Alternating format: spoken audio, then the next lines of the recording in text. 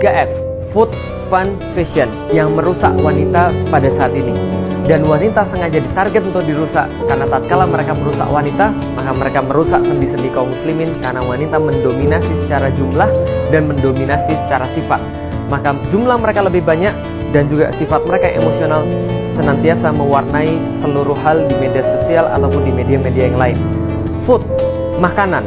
Makanan senantiasa dijejali kita dengan hal-hal yang tidak halal.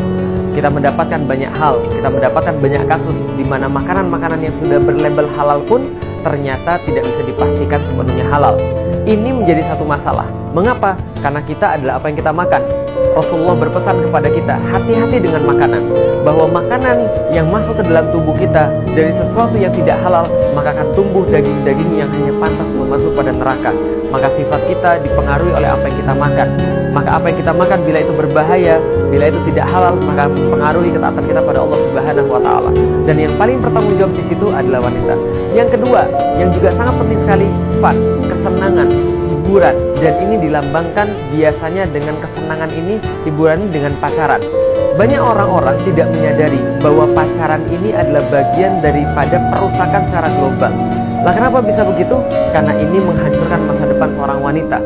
Maksiat tidak pernah ringan.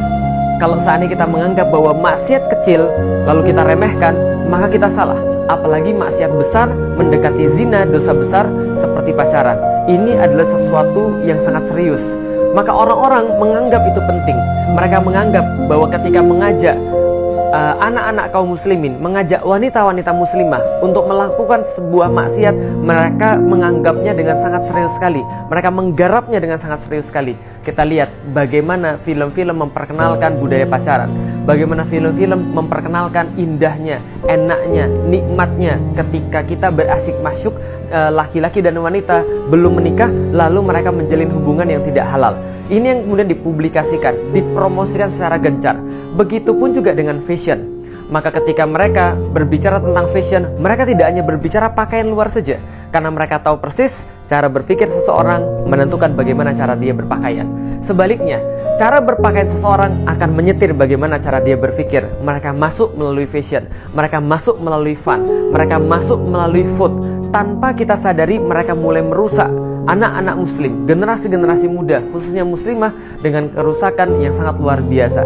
Dan karena itulah kita harus mengetahui bagaimana caranya untuk kita menghalangi food, fun, fashion, bagian daripada ghuzul fikar itu, untuk masuk ke dalam diri kita, untuk merusak anak-anak kita. Kuncinya cuma satu, mengkaji Islam. Karena kalau kita tidak mengkaji Islam, apapun bisa masuk kepada kita.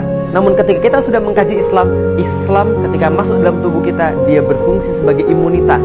Kita mampu membedakan yang mana yang boleh kita ambil, yang mana yang tidak boleh kita ambil, yang mana yang masih bisa kita sesuaikan, yang mana harus ditolak mentah-mentah.